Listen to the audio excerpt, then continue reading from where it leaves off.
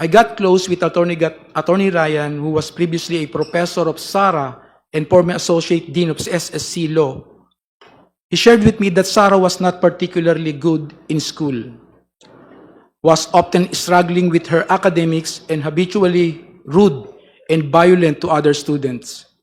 Hence, Attorney Ryan used his influence in San Sebastian College of Law to ensure that Sarah received passing grades despite her poor academic performance.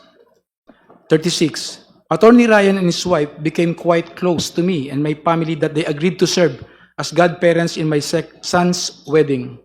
A photo of Attorney Ryan and Rhea taken during my son's wedding is here to attach as Annex C. Shortly, Kopya ng mga miyembro, no?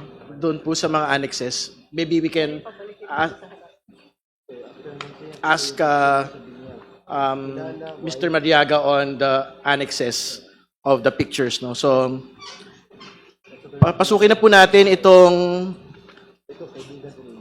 Annex C. Sino po ito, Ginoong Mariaga? yung nasa bandang kanan po, si Attorney Ryan Kilala ng Office of the Ombudsman.